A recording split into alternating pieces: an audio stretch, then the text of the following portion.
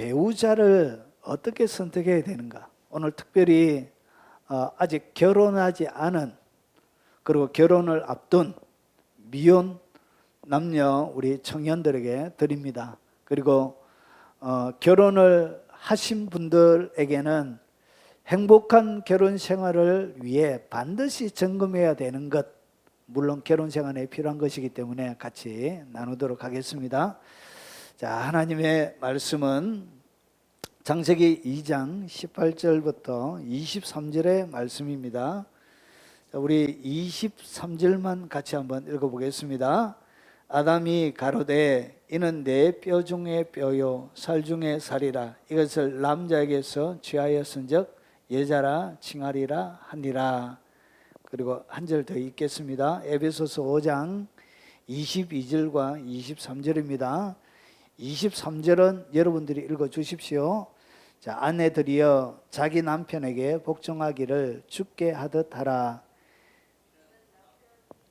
예, 이는 남편이 아내의 머리됨이 그리스도께서 교회의 머리됨과 같음이니 그가 친히 몸의 구주시니라. 아멘. 오늘 창세기와 오늘 남편과 아내에 대해서 읽었습니다. 자, 왜 요 두 개를 읽었는지 말씀을 드리겠습니다. 자, 하나님께서 만드신 세상은 두 가지가 있다고 말씀을 드렸습니다. 하나는 눈에 보이는 세계고요. 그리고 하나는 눈에 보이지 않는 세계입니다. 눈에 보이는 세계를 우리가 물질계라 부르고요. 눈에 보이지 않는 세계는 영적 세계라고 부릅니다. 그리고 이 사람은 하나님께서 만드신 창조물 중에 가장 빼어나고 위대한 것인데, 사람 속에는 눈에 보이는 것과 눈에 보이지 않는 이 두 개가 동시에 존재하는 하나님의 유일한 창조물입니다. 자, 그래서 이 사람의 눈에 보이는 것을 갖다가 육체라 부르고요. 눈에 보이지 않는 것은 우리의 영혼이라 부릅니다. 그리고 이 육체를 갖다가 성경은 뭐라고 그러냐? 그림자라고 그럽니다. 그림자. 영에는 뭐가 생기지 않죠? 영에는 그림자가 생기지 않습니다. 육체에만 뭐가 생기냐? 그림자가 생기는 것입니다. 그런데 이 그림자가 만들어진다는 것은 결국은 이 육체가 그림자라는 것은 영은 뭐가 되어지죠? 실체가 되는 것이에요. 그림자를 만들어내는 실체가 되는 것입니다. 그래서 육체는 길어야 100년밖에 못해요. 그리고 한 60년 정도 사용하다 보면 문제가 일어납니다. 이제 점점 노쇠화되어지고 쇠퇴화되어져 가는 것이죠. 유통기한이 다 돼가는 것입니다. 자, 그래서 이 성경에 딱 보면 구약을 갖다가 눈에 보이는 세계라 볼 수 있고요. 그러니까 눈에 보이게 하나님이 샘플로 만들어 놓으셨고요. 그리고 신약은 뭐냐? 이 신약이 바로 구약을 보여주는 실체가 되는 거예요. 그러니까 구약은 신약을 보여주기 위해서 샘플로, 그리고 그림자로 이렇게 모델하우스로 만들어 놓은 것입니다. 자, 그래서 이것을 갖다가 구약을 갖다가 그림자를 그러고요. 신약이 실체가 됩니다. 자, 왜 그러냐? 골로새서 2장 16절과 17절에 보면 이런 말씀이 있습니다. 그러므로 먹고, 구약 성경에는 먹어야 되는 음식이 있고요, 먹지 말아야 될 것이 있습니다. 미꾸라지는 구약에서는 먹으면 됩니까? 안 됩니까? 안 돼요. 예, 비늘이 없기 때문에 그래요. 그래서 먹을 수 있는 물고기들은 비늘이 있고, 그 다음에 지느러미가 있고. 그래서 왜 비늘이 있어야 되냐? 이것이 갑옷인데, 이런 미꾸라지나 장어 이런 것들은 주로 어디에? 더러운 데 사는 거예요. 더러운 데. 근데 이 비늘은, 여러분, 비늘은 이렇게 몸을 보호하는 것처럼 갑옷을 가지고 있는, 그리고 여러분 동물 중에도 먹을 수 있는 동물이 있고 먹지 못하는 동물이 있습니다. 돼지 이런 것은 먹으면 안 돼요. 이 두 가지 조건이 있는데, 하나는 되새김질을 해야 되고, 그리고 족발이 갈라져 있는 이것만 먹을 수 있는 거예요. 그래서 구약에는 먹을 수 있는, 먹는 것에 대한 이야기가 나옵니다. 그리고 또 뭐가 있냐? 마시는 것에 대한 이야기가 있습니다. 독주나 이런 것들은 마시면 안 되죠. 마시면 안 되죠. 예, 마시는 것. 그리고 여기는 또 뭐가 있냐? 절기가 나옵니다. 구약에 나오는 이야기입니다. 구약의 율법서 가운데, 자, 이 절기는 오순절 제일 처음에 6월절부터 시작해서 6월절 1월 14일, 그 다음에 15일부터 일주일간 시작되지는 무교절, 그리고 16일을 갖다가 뭐라고 하냐, 초실절, 첫 이삭의 열매를 드린다 해서 초실절이라 그래요. 그리고 그 다음에 50일째 되는 날을 갖다가 우리가 오순절이라 부릅니다. 칠실절이라 부르기도 하고요. 맥주 감사절이라 부르기도 합니다. 성령 강림절이라 부르기도 하고요. 그리고 그 다음에 7월 1일 날 나팔을 분다고 해서 나팔절, 그리고 7월 10일 날 대속죄일, 그리고 7월 15일부터 일주일간 시작되지는 장막절, 이렇게 해서 유대의 7대 절기가 있습니다. 이런 절기에 대한 것, 그리고 그 다음에 초하루는 뭘 얘기하냐면, 초하루는 매월 1일을 얘기합니다. 1일. 그러니까 1월 1일, 2월 1일, 이것을 갖다가 우리가 월삭이라 부릅니다. 월삭. 그 다음에 나오는 것은 뭐냐? 안식일입니다. 안식일.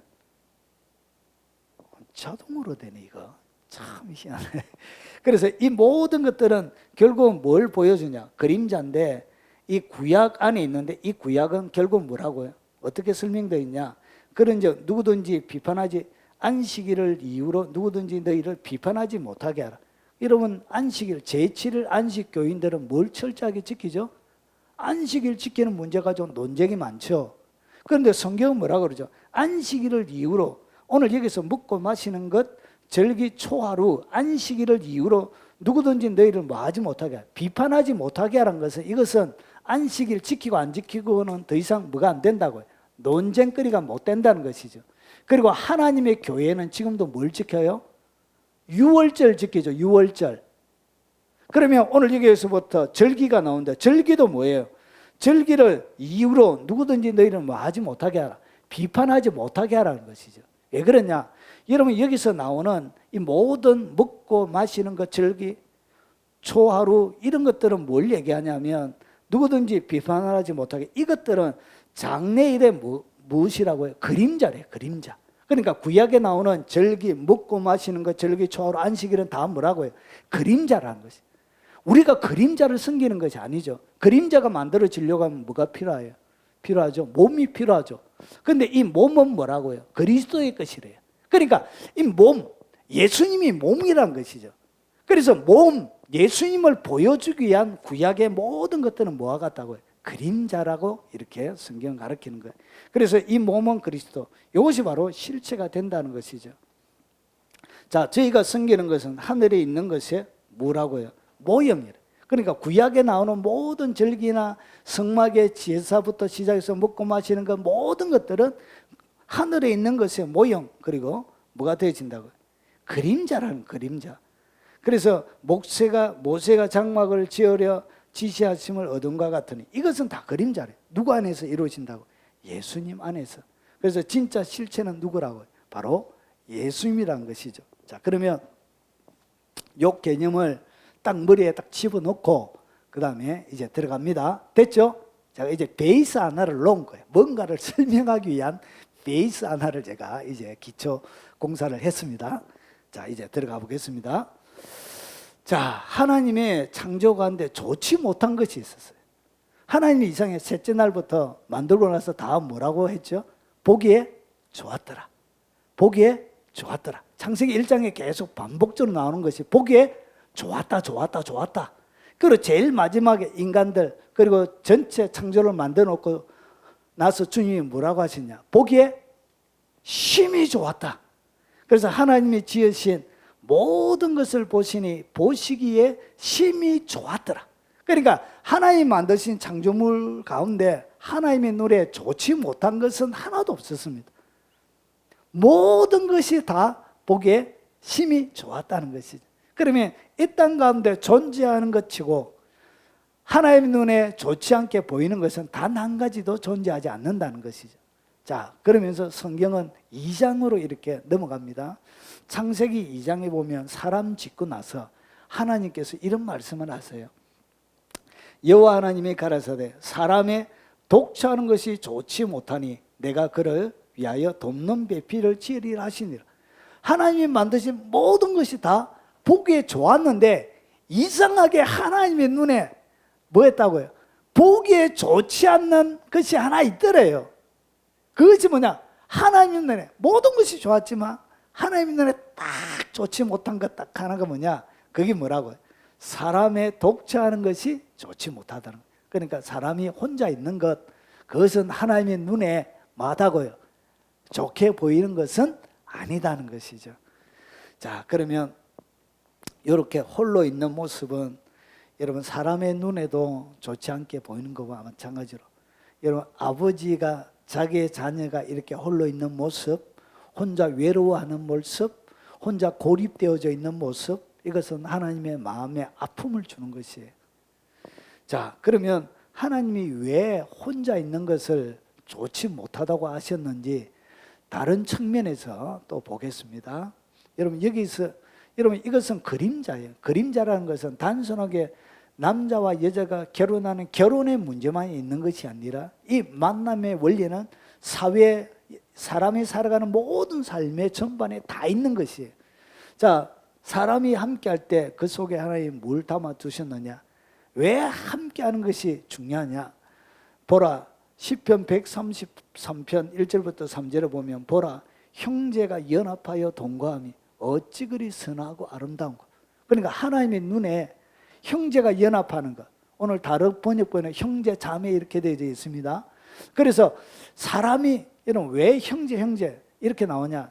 이런 구약이 기록되어질 당시에는 여자분들을 카운팅도 안 했습니다. 사람의 숫자도 안 들었어요. 그래서 다분히 성경은 남성 중심적으로 기록이 되어져 있기 때문에 형제 이렇게 하는 거예요. 그래서 자매 이런 거 잘 안 들어가요. 기분 상해하지 마시기 바랍니다. 그 시대의 문화 위에 기록이 되어져 있는 거예요. 여러분 성경을 읽을 때 가장 중요한 원리 중에 하나가 뭐냐? 그 시대적인 관점으로 성경을 읽어야 되는 거예요. 유대적인 관점으로. 여러분 1세기 고린도전서 13장에 보면 우리가 거울로 보는 것 같이 희미하나 그때는 얼굴과 얼굴을 대하여 볼 것이요. 여기에 제가 오늘 읽었던 성경 중에 틀린 말이 있습니다. 우리가 거울로 보는 것 같이 희미하나 그때는 얼굴과 얼굴을 대하여 볼 것이요. 근데 뭐가 틀렸지요? 거울로 보는 것 같이 희미하나. 여러분 거울 보면 선명하게 잘 보이지요. 그런데 1세기 로마 시대의 거울은 청동거울이었습니다. 그래서 거울 보면 어떻게? 흐릿흐릿하게 희미하게 보이는 거예요.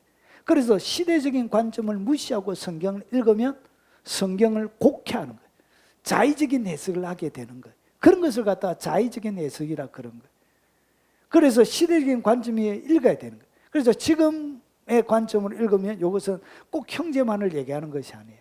그러나 사람이 연합하여 동거하는 것은 하나님의 눈에 어찌 그리 선하고 아름다운 것. 오늘 어찌라는 얘기는 뭐냐?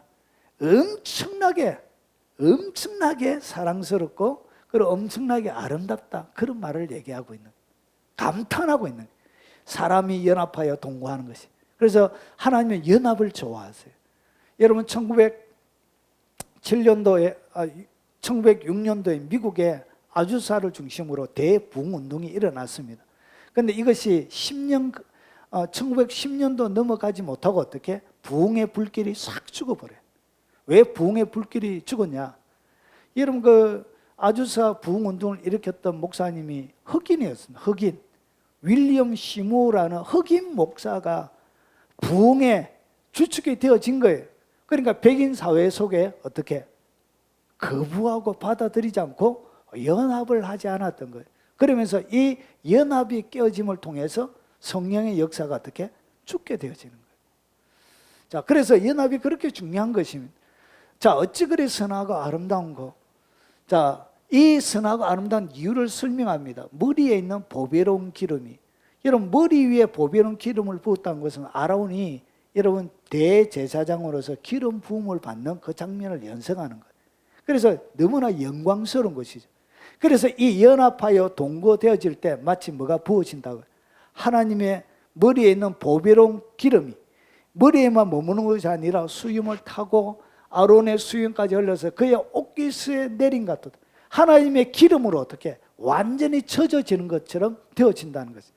그래서 여러분 거룩한 하나님의 성령의 폭발적인 역사는 연합할 때 그때 폭발적으로 일어납니다. 이거는 소수가 기도할 때보다 여러분 엄청나게 많은 사람들이 하나님을 향하여 부흥을 위해서 막 부르짖고 기도할 때 폭발력이 훨씬 세지게 되는 것입니다.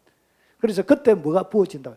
성령의 기름 부음이 폭발적으로 일어나는 거예요. 아론에게 부어졌던 그 기름 부음이 여러분 온 옥깃을 다 적실 정도의 기름 부음이 임하는 거예요. 뭐 할 때? 연합할 때. 그래서 이 연합이 그렇게 중요한 것입니다. 헐몬산의 이슬이 시온의 산들을 내린 것 같다. 여러분 이스라엘 나라에는 영강수량이 500mm밖에 안 돼요. 우리나라 여름철에 하루 내리는 양밖에 안 돼요. 500mm, 어떤 데는 뭐 1000mm씩 내리기도 하잖아요. 요즘 장마철에. 그러면 1년 동안 농사를 어떻게 짓냐? 여러분 유대 나라에는 낮과 밤의 기온차가 굉장히 심합니다. 낮과 밤의 기온차가 심하기 때문에 기온 차이로 인하여 생기는 것이 뭐냐면 그게 바로 이슬. 그래서 여러분 아침에 자고 일어나면 그게 풀들 위에 이슬이 잔뜩 황금 이슬 같은 것들이 잔뜩 맺혀져 있는. 그래서 낮과 밤의 기온차, 농사는 어떻게 하냐? 이슬로 농사를 하는 거예요.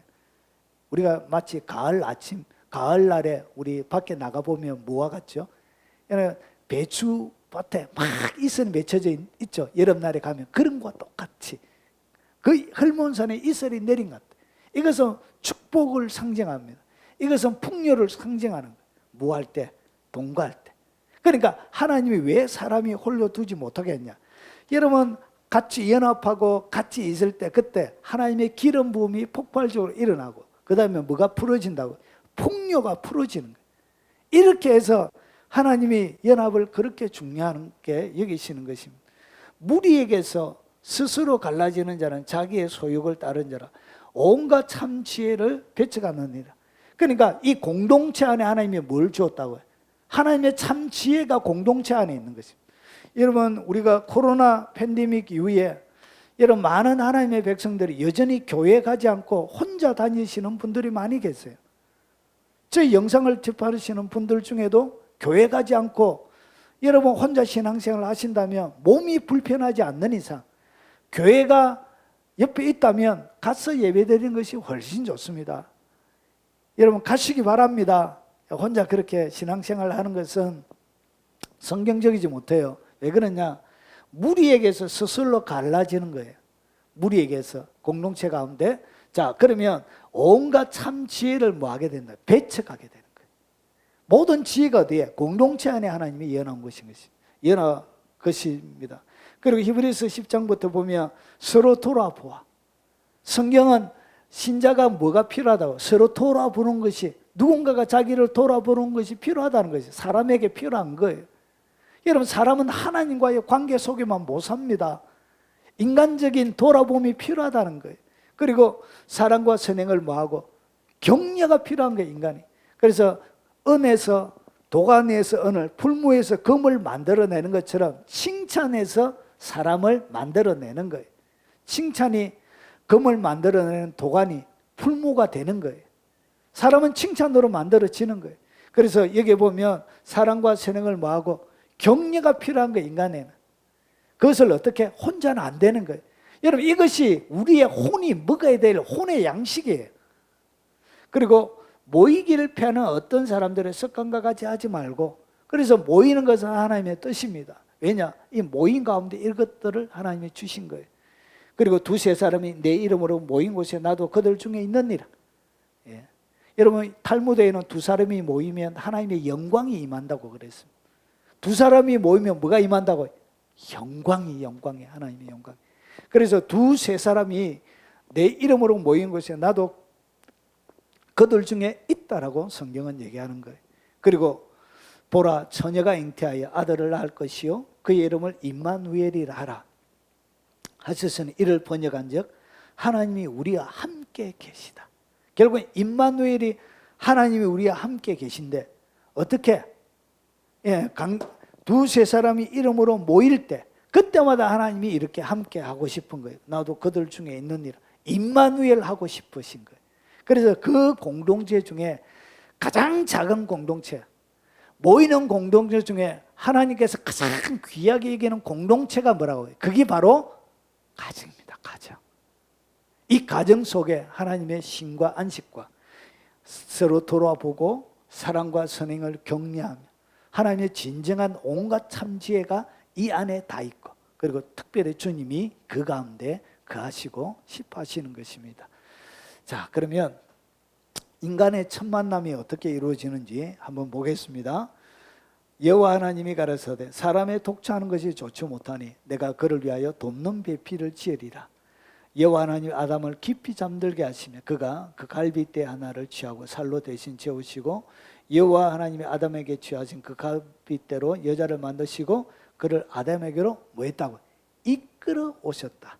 그러면서 보세요. 아담이 가로되 내 뼈 중에 뼈요 내 살 중에 살이라. 이것을 남자에게 취하였은즉 여자라 칭하리라. 이렇게 하나님이 사람과 사람, 인간의 첫 만남이 이루어진 거예요. 그런데 이 사람을 갖다가 첫 번째 뭐라 그러냐?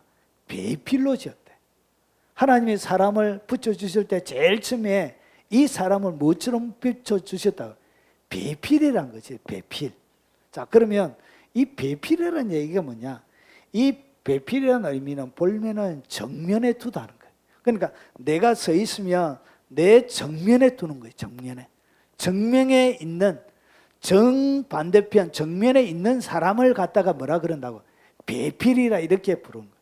그래서 이 배필의 첫 번째 기능은 그의 눈앞에서 있어주는 거예요. 있어주는 거예요. 그래서 진짜 배필이 되려고 하면 너무나 일 바쁘다 해서 막 돌아다니는 그런 것이 아니고 항상 앞에 있어주는 사람이 뭐라고? 그게 배필의 첫 번째 하는 일이에요. 자, 그러면 좀 더 보면 첫 번째 정면에 두니까 이것이 확장이 되는 거예요. 앞에 두었으니까 어떻게 하죠? 알리는 거예요. 앞에 두어서 마저 사람이 그냥 가만히 목석처럼 있는 것이 아니라 말을 하는 거예요, 앞에서. 그래서 알려주는 거예요. 항상 임의 말로 앞에 있는 사람에게 특별히 뭐하냐? 보여주는 거예요. 그리고 예언해 주는 거예요. 설명해 주고 칭찬해 주는 거예요. 누설하는 거예요. 자세하게 설명하고 나쁜 말로 하면 누설하는 거예요. 누설은 하면 안 되는데 하는 거죠. 비밀 얘기를 갖다가 할 때 누설이라 그러죠. 그래서 보십시오. 눈에 잘 띄는 거예요. 그리고 이야기해 주는 거예요. 알리고 선포하고 설명해 주고 전하고 발표하는 거예요. 그래서 앞에서 이야기해 주는 그 대상을 갖다가 성경은 뭐라 그러나? 배필이라 그런 거예요. 그래서 진짜 배필이 되려고 하면 앞에서 날마다 뭐 해줘야 돼요? 네. 말을 계속 해줘야 돼요. 말을 계속 하는 것이, 이것이 배필의 첫 번째 사역이에요. 이것이 첫 번째 사명이에요. 사명. 그래서 여러분 사람을 고를 때, 배필을 고를 때 뭐 해야 되냐? 일에 바쁜 사람을 너무나, 여러분 너무 잘난 사람 하면 얼굴 보기도 힘들어요. 여러분이 남편이 대통령이면 여러분이 뭐 하죠? 피곤해요. 날마다 김건희 특검 이렇게 막 이렇게 하잖아요. 그래서 피곤해요. 매사가 피곤해요. 옆에 걸어갈 때도 자기 남편을 이렇게 추정하지 못해요. 너무 잘난 사람, 여러분 너무 잘난 자녀들은 효자가 못 돼요. 진짜 효자는 뭐냐? 능력도 좀 없고 힘도 없고 그러면서 부모님 옆에서 잘 머무르면서 해주는 그 사람이, 그게 진짜 효자죠. 잘난 사람이 효자가 아니고 몇 번 던져주는 사람이 효자가 아니고 진자리 마른 자리 불편한 자리 챙겨주는 그 사람이 효녀가 되는 것이죠. 그래서 이 배필이라는 얘기가 뭐냐? 이 배필은 곁에서 같이 있는 것입니다. 그래서 여러분의 자녀가 너무 탁월하지 않다고 해서 여러분 그렇게 슬퍼할 필요가 없어요. 오히려 못났으면 여러분 옆에 늘 같이 있을 거예요. 그게 진짜 배필이 되는 거예요. 자, 그러면 이 돕는다는 얘기는 뭐냐? 배필이라는 것은 아까 돕는 배필을 지었는데 돕는다는 얘기는 뭐냐? 이 5가지의 의미를 가지고 있습니다. 돕는다는 것은 제일 밑에 아자르는 주로 군사적 지원을 얘기합니다. 이 돕는데 어떤 마음으로 돕는다고요? 군사적인 마음으로, 동맹의 마음으로 돕는 것이 뭐라고요? 그게 바로 돕는 배필입니다. 그래서 이것을 갖다가 좀 더 세분화해서 설명하면 이런 것입니다. 도와주는 사람이에요. 그러니까 무엇을 도와주는 것이죠? 그의 약점, 그의 필요, 그리고 그에게 도움이 필요한 영역에서 도와주는 사람이 뭐라고요? 앞에서 도와주는 그 사람이 성경이 이야기하는 돕는 배필이 되는 거예요. 그래서 진짜 내가 누군가의 돕는 배필이 되려고 하면 무슨 마음을 품어야 된다고? 도와주는 사람. 그리고 두 번째 이 돕는다는 의미는 군사적인 원조를 얘기합니다. 전쟁이 일어난 거예요. 그의 나의 상대방의 삶에 전쟁이 일어나면 뭐 한다고요? 나의 모든 자원과 모든 것들을 투입해가지고 어떻게 그 사람을 도와주는 것, 그런 의미를 갖다가 이 돕는다는 히브리 원문에 그렇게 나와져 있습니다. 돕는 것, 원조하는 것은. 그리고 또 한 가지는 상대의 모자람을 지원해 주는 거예요. 그 사람이 뭔가 모자라다. 그럼 그것을 지원해 주는 것을 갖다가 돕는다라고 표현할 때 쓰는 것입니다. 상대의 모자람을 채워주는 거예요. 자, 그리고 위험에서 이렇게 구하다. 뭐에서 구해주냐? 위험에서 구해주는 것을 얘기합니다.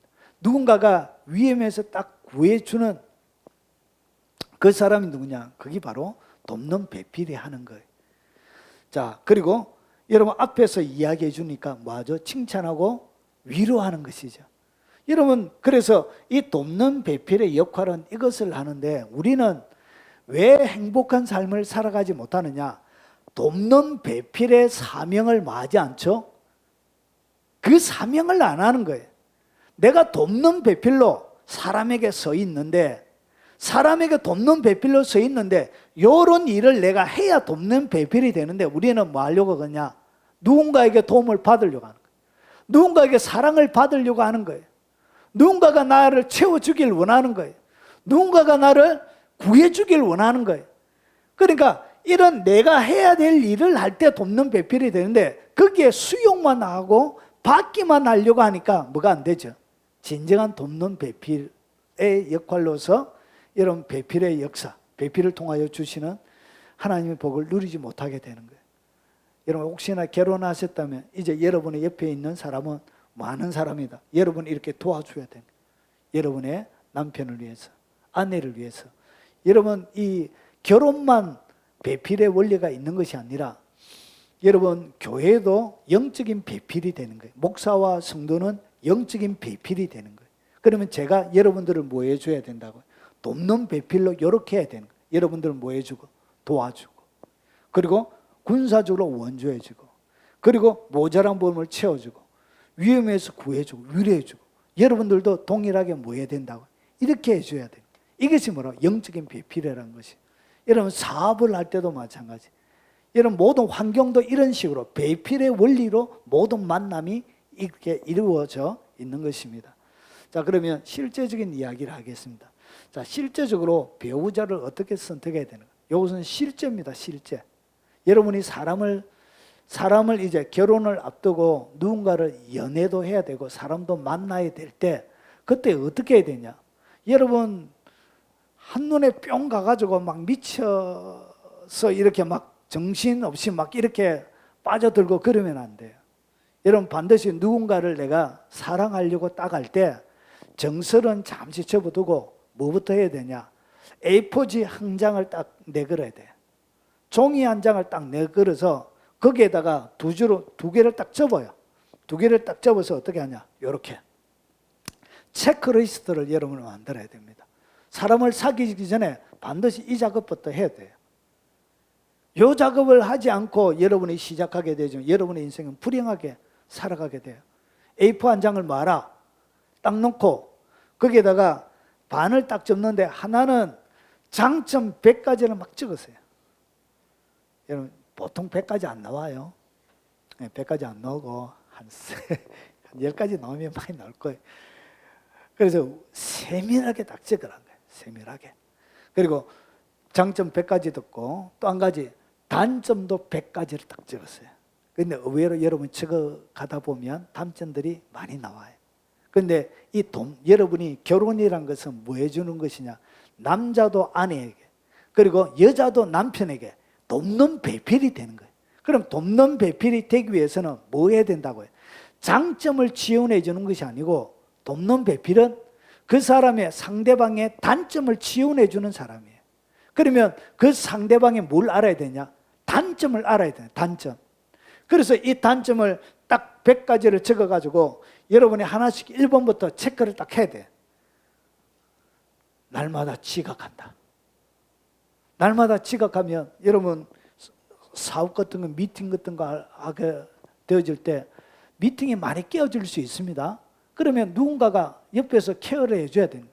그래서 그 사람의 단점을 딱 넣어놓고 그 다음에 하나씩 1번부터 체크해 나가면서 내가 이 단점에 대해서 채워줄 수 있느냐, 내가 도와줄 수 있느냐 고민을 하면서 아니 노 하면 그러면 그 사람하고 사귀면 안 돼요. 마음이 확 넘어가기 전에 그 사람을 말아 접으라 한 것이죠.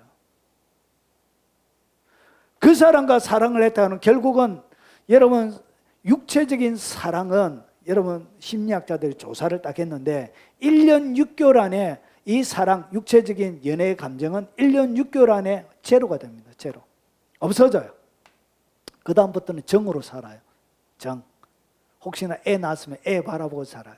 사랑으로 사는 게 아니에요. 이 사랑은 1년 6개월밖에 안 돼요. 이런 바람 피는 사람들 바라보면 아내보다 더 탁월하고 더 뛰어난 여성들을 보통 바람을 피느냐? 아니에요. 거의 보면 지금에 살고 있는 아내보다 더한 못한 사람과 바람 피는 경우가 훨씬 많습니다. 퍼센터지로 하면 한 80대 20이에요.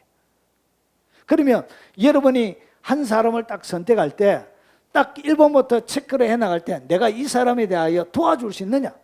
이 상대방의 약점에 대하여 내가 수용해 줄 수 있느냐? 여기에 여러분은 뭐 해야 된다고요? 헌신해야 되는 거예요. 네, 이것을 평생 동안 잔소리하지 않고 막 여기에 대하여 책 잡지 않고 뭐 해야 된다고요? 예, 여러분이 헌신해야 되는 거예요. 그러면 술은 내가 절대로 못 보겠다면 첫 판부터 뭐 해야 된다고요? 술 먹는 사람은 제껴야 되는 거예요. 이해가 되십니까? 나는 담배 냄새가 싫다. 그러면 첫 판부터 뭐 하는 사람? 담배 피는 사람은 제껴야 되는 거예요. 이렇게 사람을 선택해야 되는 거예요.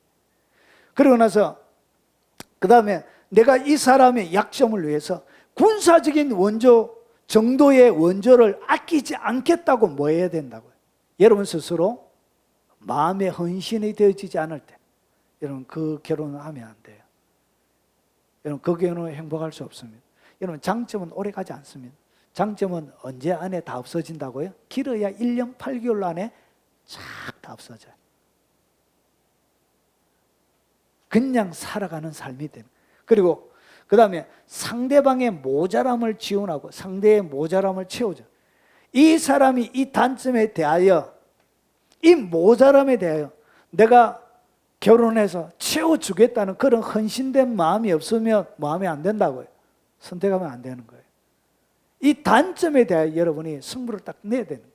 그리고 네 번째로 위험에서 여러분 이 단점은 그 사람이 살아가는 일생 가운데서 위험이에요. 위험. 이 위험에서 내가 보호해 주겠다는 그런 헌신된 마음이 없을 때 여러분 낭만적으로 선택했다가 인생을 버리는 사람들이 많이 있습니다. 여러분 교회 안에 신앙생활 하시는 여러분들 중에 참으로 결혼 잘못해가지고 힘든 인생을 살아가는 사람들이 한두 명이 아니에요. 내 가슴이 아플 때가 참 많이 있습니다. 남편도 훌륭해요. 아내도 훌륭해요. 근데 둘이 안 맞는 거예요. 안 맞아. 왜 그러냐?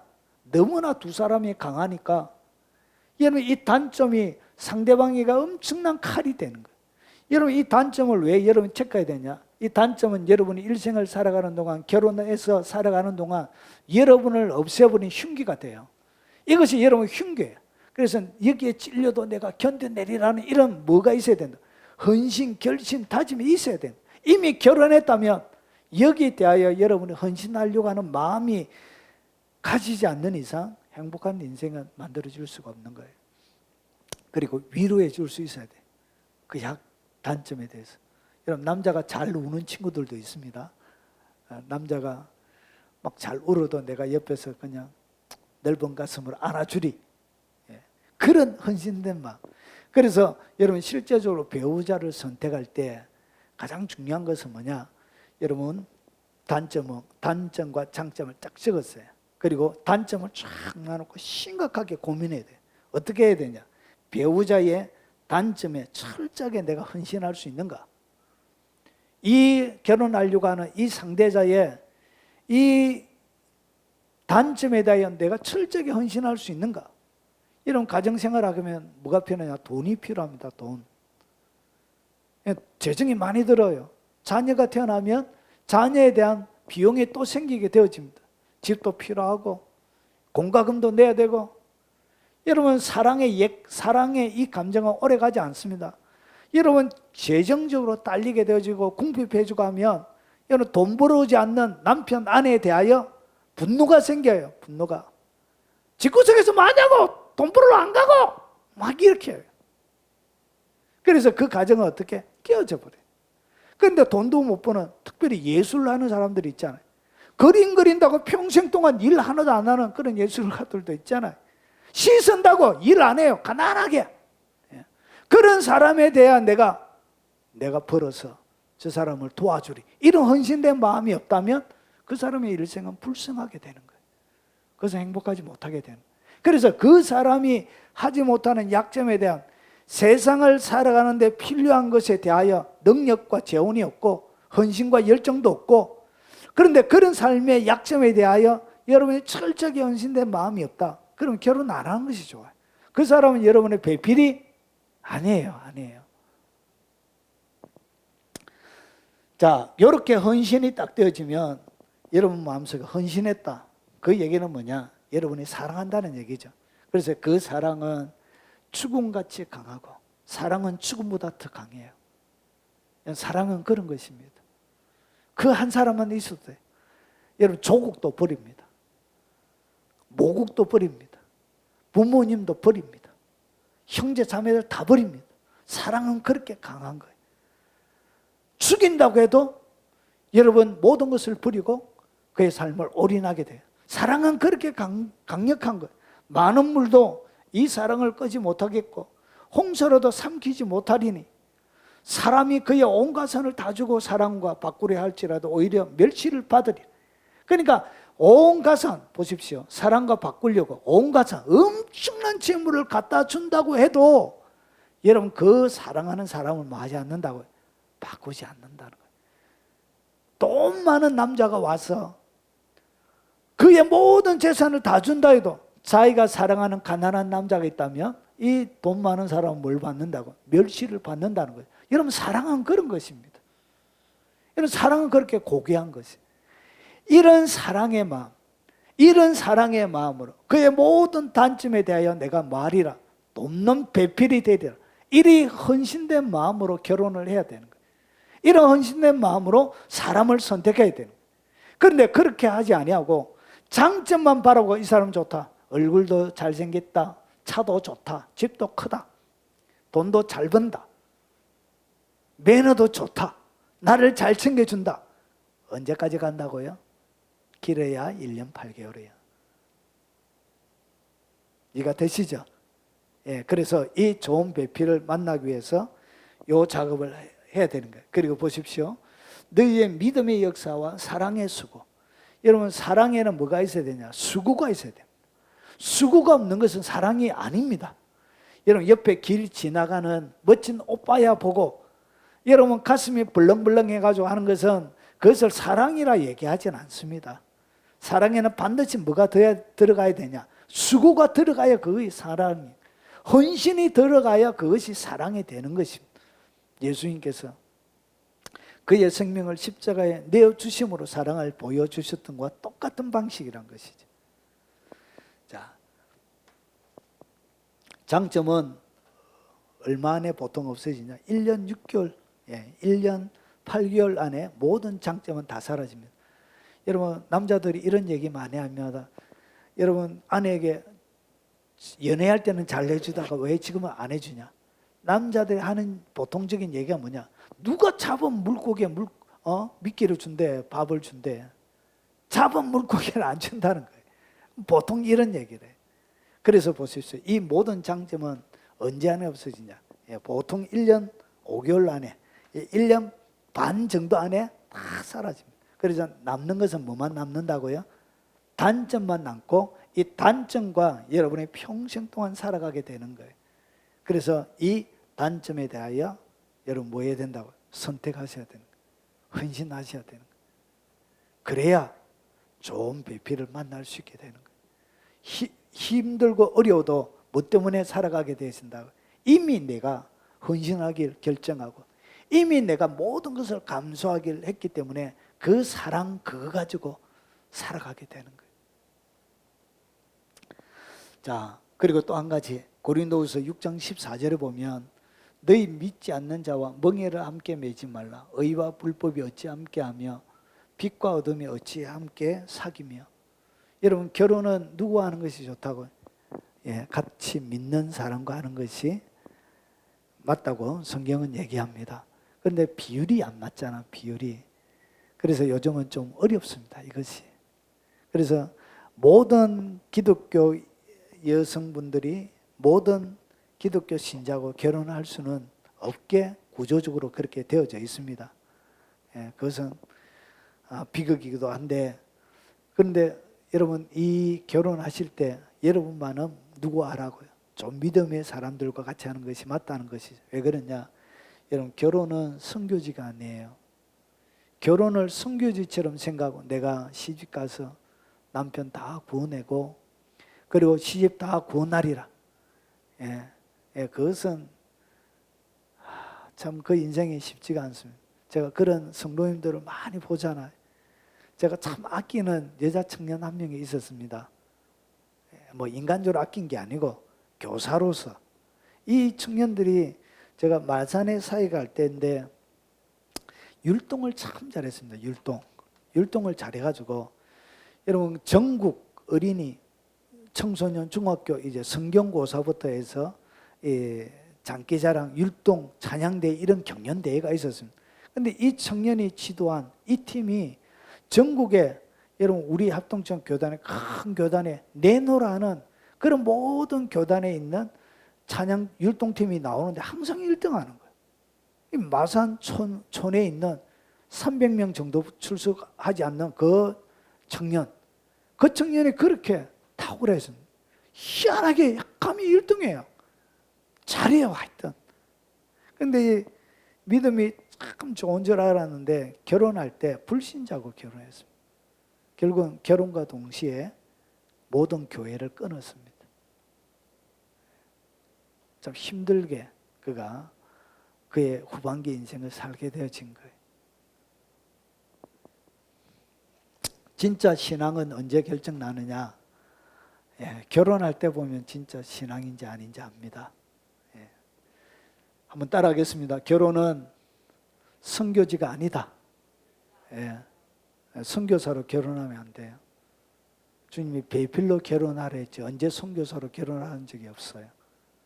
어쨌든 여러분 좋은 믿음의 사람들 만나시기 바랍니다. 자, 그리고 한 가지 더. 이 사람이 두 사람이 있는 거예요. 한 사람은 신앙이 너무 좋고 새벽 기도도 날마다 나오고 저녁마다 기도하고 엄청난 기도의 사람이에요. 그리고 한 사람은 성품이 좋아요. 자, 신앙과 성품이 두 개 다 좋으면 너무 좋은데, 그런데 한 사람은 신앙은 엄청 좋은데 성품은 별로 안 좋고, 그리고 한 사람은 신앙은 별론데 성품은 좋은 거예요. 그러면 이런 경우에 여러분 뭘 선택해야 되냐? 신앙과 성품 중에 여러분이 선택해야 된다면 한이는 신앙, 우리 일에는 아직까지 고등학생이라서 아직까지 생각이 없지. 대학 가는 건 맞네. 우리 영주자매는 성품과 신앙 중에 뭐 선택해야 돼? 선택 못해? 두 개 다 있으면 너무 좋아요. 근데 보통 두 개 다 없는 경우가 많아요. 제가 청년들 양육해 보면 두 개가 없는 경우가 많아요. 희한하게.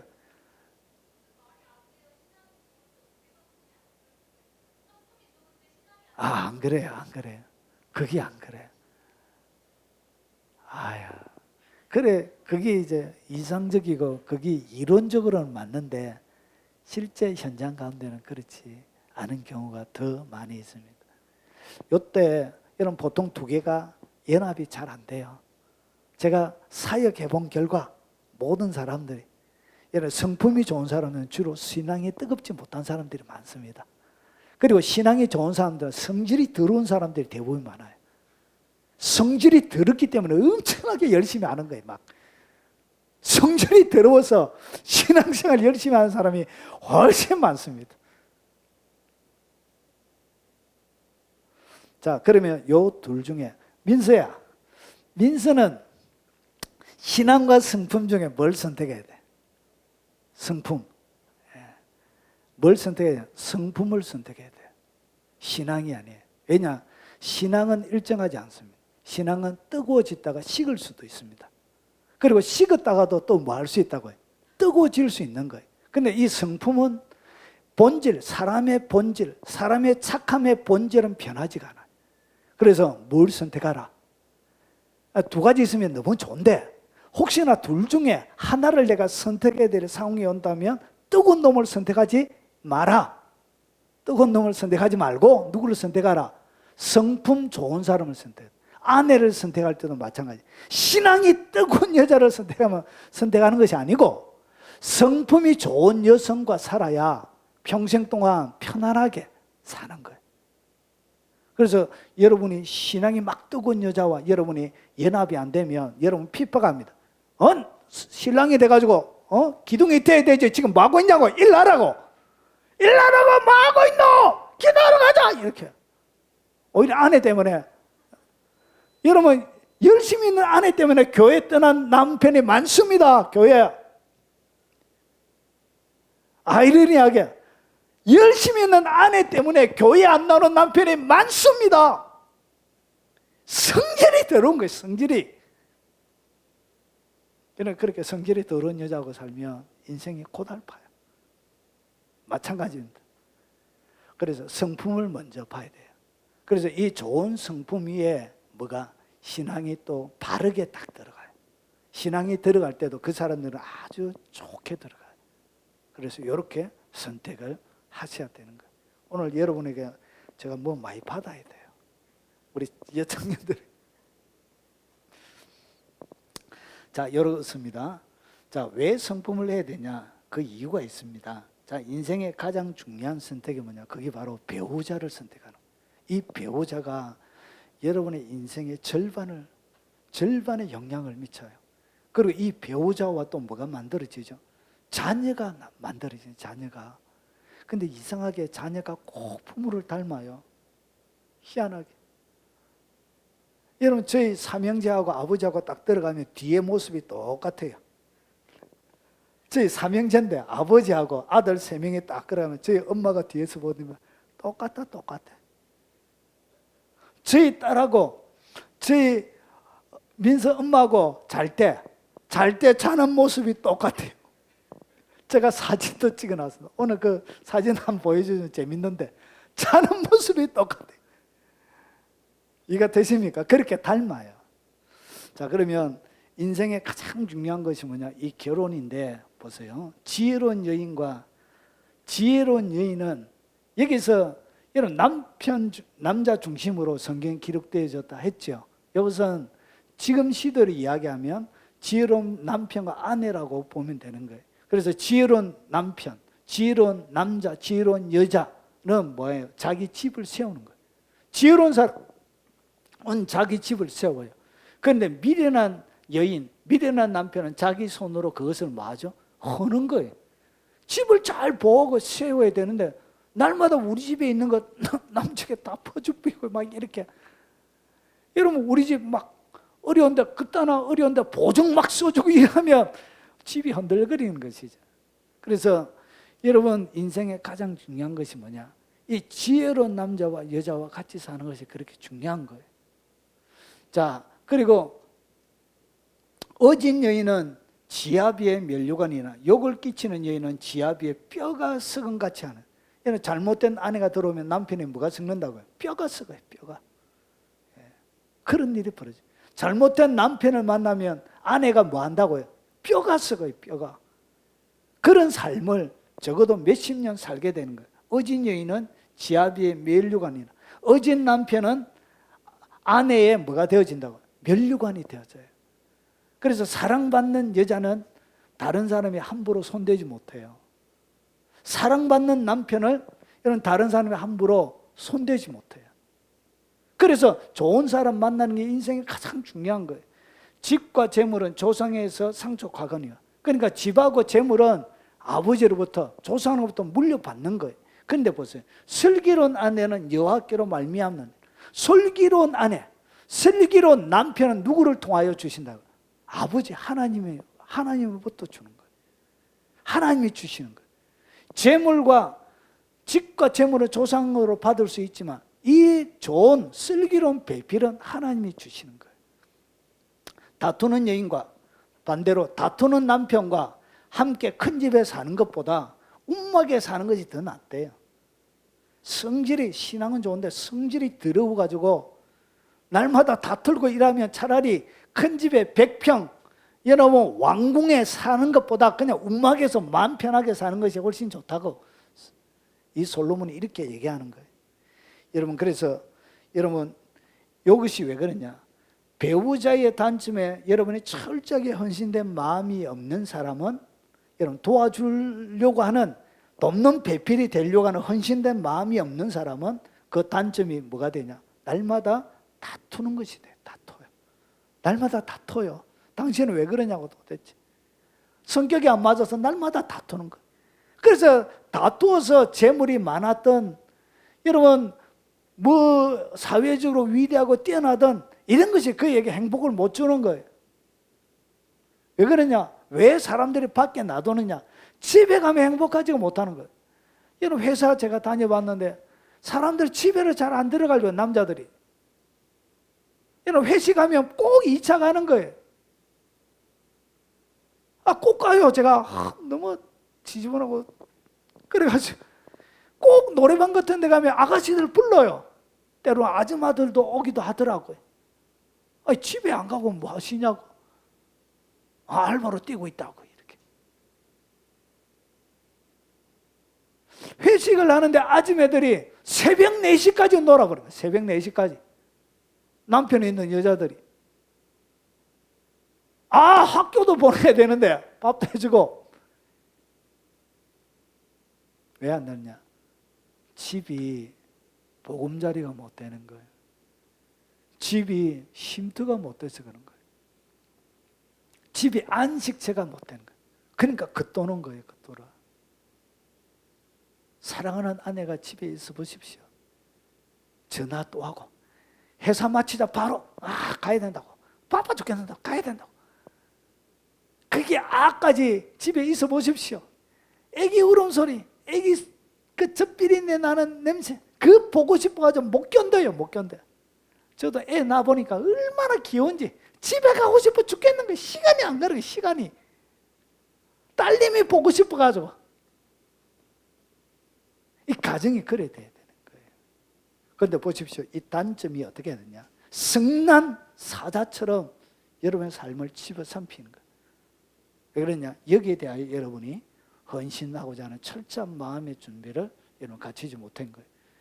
그 단점을 품고 사랑하지 못했기 때문에 여러분의 이상적인 결혼 생활은 바싹 깨져요. 깨어진 유리창처럼 그렇게 여러분 고통스러운 인생을 살게 되는 거예요. 자, 그러면 하나님의 왕국을 무너뜨린 마귀의 전략이 어디 있냐? 인간의 근간을 흔들려고 하는 마귀의 전략은 가정에 있습니다. 그래서 보십시오. 하와 남편을 죄의 자리로 유혹한 여인이에요. 그래서 아내가 제대로 하나님 앞에 서 있지 못하니까 어떻게 하죠? 그냥 인류가 저주를 받는 그 통로 역할을 하는 거예요. 여러분 이렇게 가정을 무너뜨리려고 여러분 마귀는 그의 모든 에너지를 쏟아붓고 있어요. 보디발의 아내. 여러분 요셉을 유혹하려고 했잖아요. 나와 한 번만 동침하자고 이렇게 부정한 여인이죠. 여러분 솔로몬의 부인들은 어떻게 했냐? 하나님으로부터 이 솔로몬을 멀어지게 해서 우상숭배를 해서 결국은 솔로몬의 사후에 931년에 나라가 2개로 나누어지는 그런 일들을 이 아내들이 한 거예요.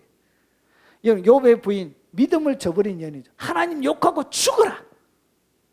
네 하나님 욕하고 죽어라 그냥. 여기 아내가 그렇게 한 것이죠. 여러분 이세벨 남편을 부추겨서 바알 우상을 섬기게 했죠. 온 나라 가운데 바알 우상을 섬기게 했던 이 악녀죠. 미갈, 다윗 남편을 업신여겼죠. 업신여기. 하나님을 향하여 춤추는. 그래서 아랫도리가 내려가서 하나님을 향하여 춤추는 것까지 어떻게 했죠? 업신여겼죠. 이렇게 여러분 이 성경에는 아내만 나와 있는 거예요. 남편이 안 나와 있어서 그래 못해요.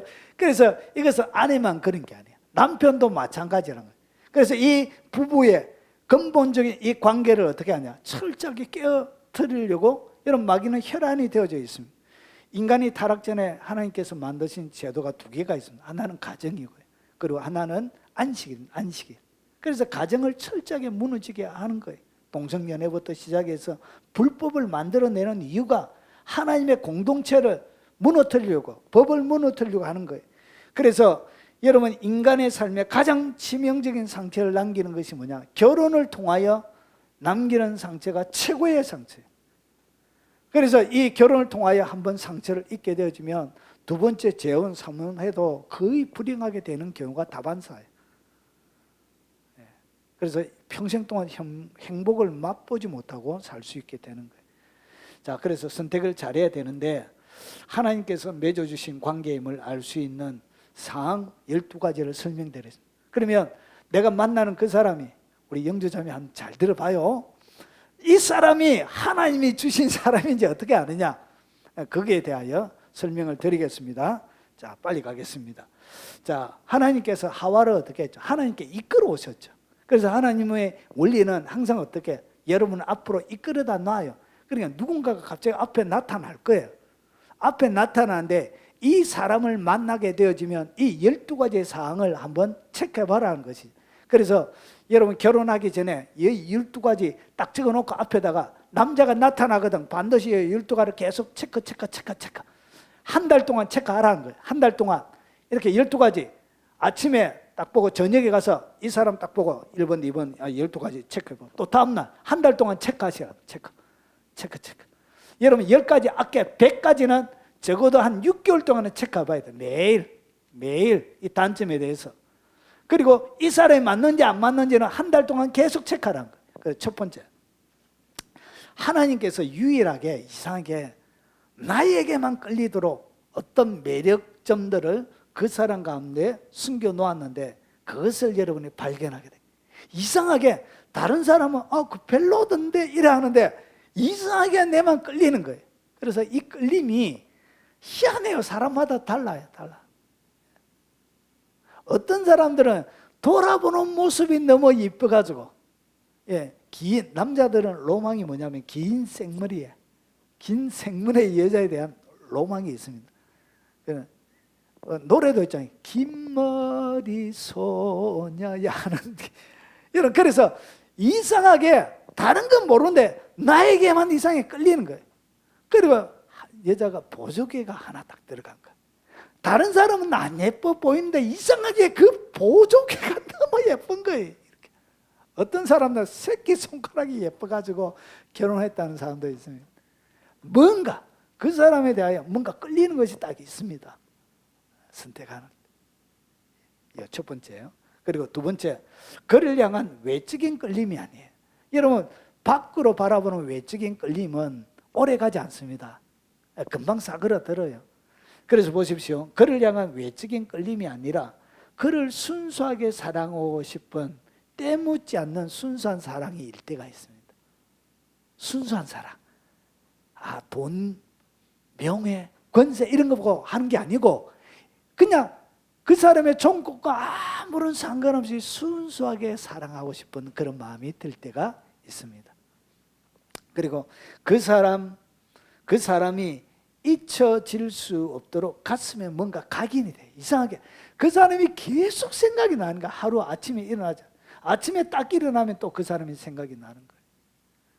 막 저녁에 잠들 때까지 막 설레어서 하루 종일.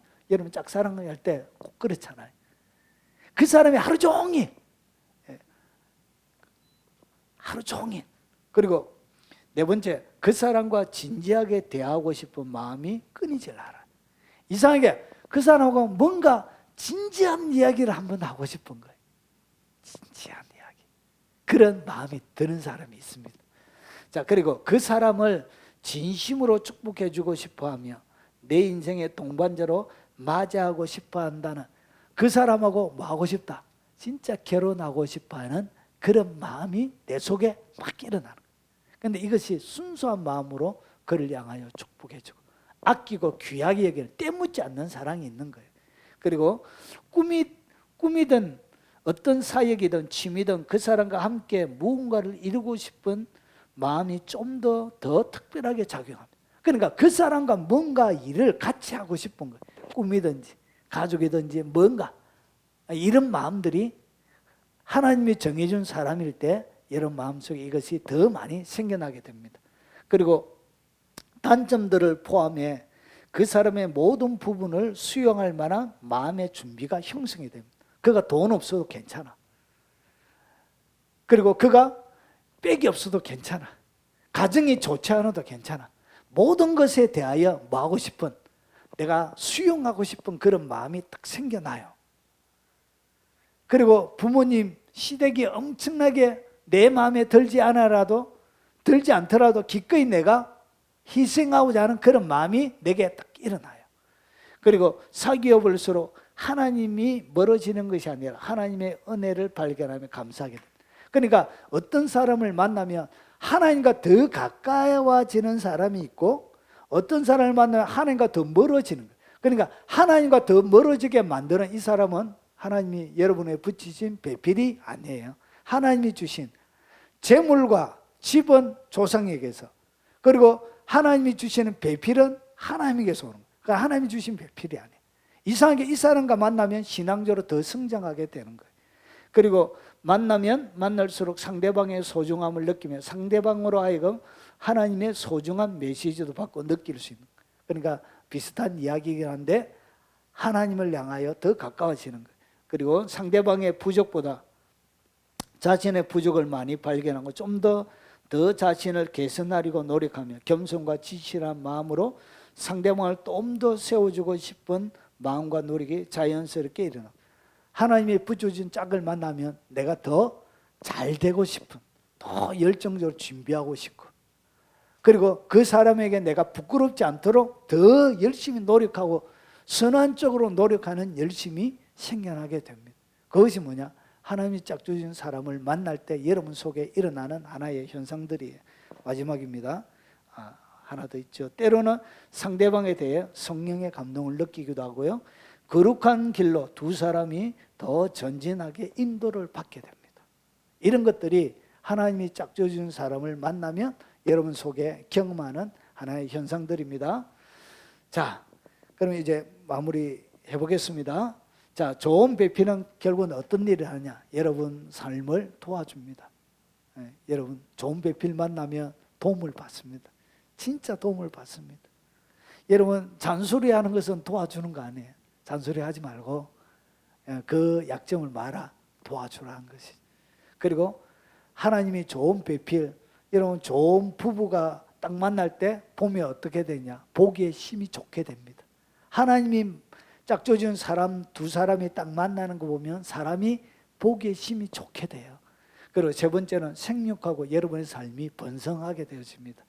창세기 1장 28절에 생육하고 번성하, 어떻게? 자녀를 낳아서 생육하고 번성하게 되는 거예요.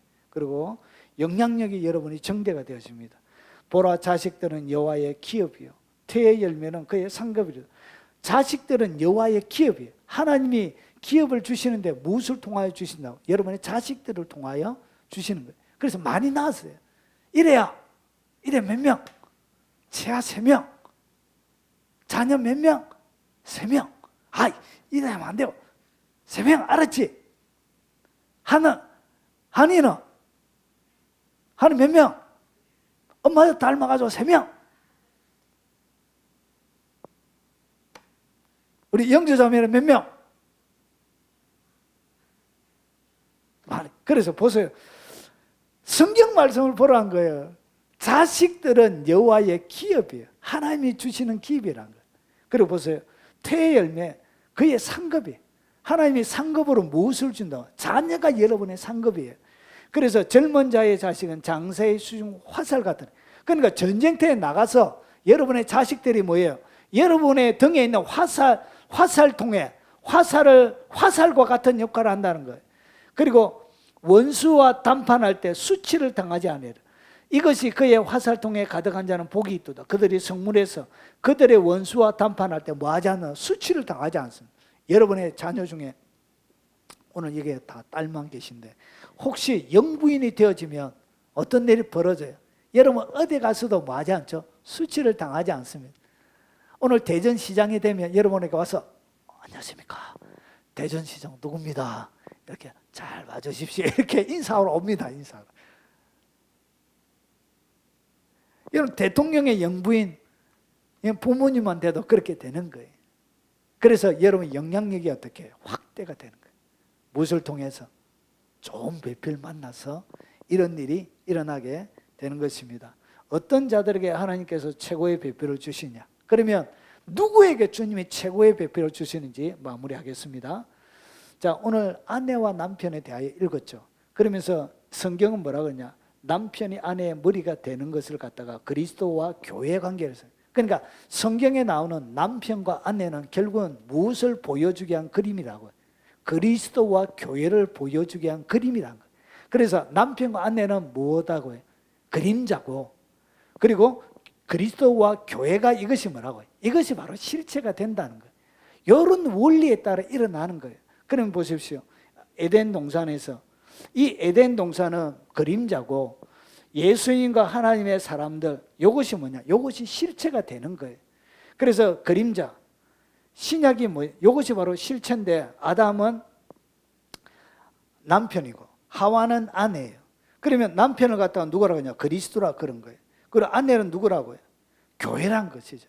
그러면 이 최고, 예수님이 그의 아내 된 교회에게 어떤 최고의 배필을 주느냐? 누구한테 최고의 배필을 주느냐? 아담이 보십시오. 아담이 하와를 갖다가 뭐라 그러죠? 내 뼈 중에 뼈라 그런 거예요. 그리고 살 중에 살이라 그런 거예요. 이것이 남자에게 취하여서 이제 여자라 그런 거예요. 그러니까 아담이 하와를 갖다가 너는 내 뼈 중에 뼈요 살 중에 살이라. 그러면 예수님이 교회를 향하여, 교회가 여러분 한 사람 한 사람을 교회라 그런 거예요. 그 한 사람 한 사람 모이신 사람을 교회라 그런 거예요. 그러면 예수님, 아담이 하와에게 했던 것처럼 예수님이 여러분들을 향하여 뭐라고 해야 되냐? 여러분이 예수님에게 뭐가 되어진다고? 뼈 중에 뼈가 되십시오. 예수님이 있는 모든 뼈 중에 예수님이 머리고 우리는 그분의 몸에 붙어있는 몸의 지체예요. 그래서 예수님의 뼈 중에 최고의 뼈가 되십시오. 그리고 예수님의 살 중에 최고의 살이 되십시오. 그 자에게 주님이 누굴 준다고요? 하늘에, 여러분 좋은 배필은 하늘이 내는 거예요. 그래서 하나님이 주시는 거예요. 그래서 이 땅 가운데 아직까지 엄청난 기회가 있는 미혼 청년 남녀 여러분, 주님의 뭐가 되라? 최고의 뼈 중에 뼈가 되십시오. 살 중에 진짜 살이 되십시오. 그런 자에게 하나님이 누굴 준다고요? 하늘에서 주시는 최고의 배필을 주시는 거예요. 그래서 좋은 남편, 오늘 들려줬던 이야기처럼 잘 선택해서 건강한 가정, 한평생 가정을 순교지처럼 살아가지 말고 복을 누리는, 하나님의 기업을 누리는 그런 아름다운 삶의 공동체로 만들어서 행복을 누리시기 바랍니다.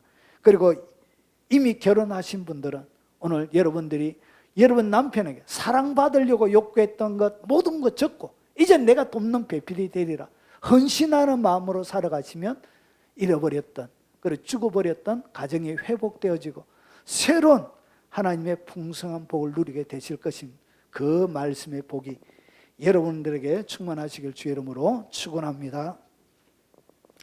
자, 마지막 찬양 부르고 축도하고 예배 마치도록 하겠습니다. 가장 소중한 분이 되시기 바랍니다.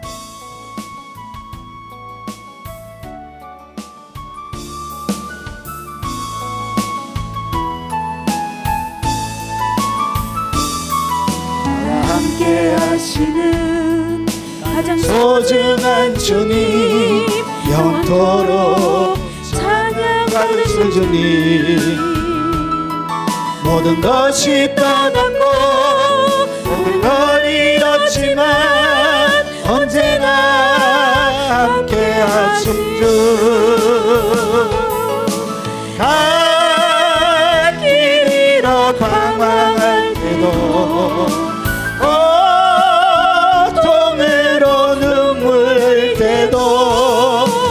걱정하지 말아라 염려하지 말아라 내가 내 형편을 알고 있느니라 나밖에는 너를 위로할 자 없고 나밖에는 해결할 자 없나니 믿고 기도하라 믿고 행하여라 말씀하시는 소중한 주님 나와 함께 하시는 가장 소중한 주님 영토록 찬양받으실 주님 모든 것이 떠났고 모든 걸 잃었지만 언제나 함께 하신 주 갈 길 잃어 방황할 때도 고통으로 눈물 흘릴 때도 감사하며 살아라 찬송하며 살아라 내가 내 형편을 알고 있느니라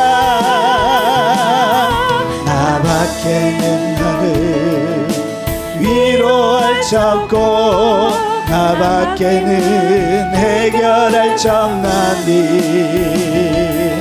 주를 바라보며 믿고 순종하라 말씀하시는 소중한 주님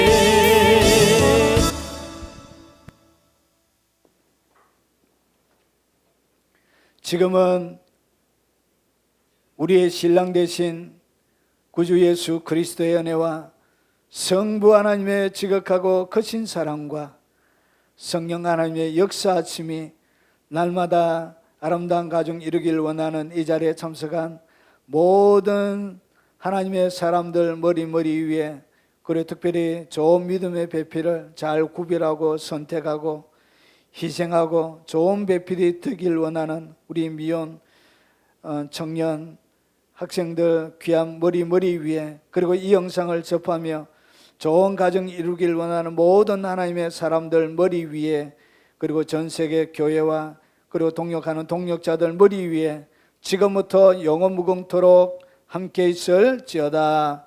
아멘.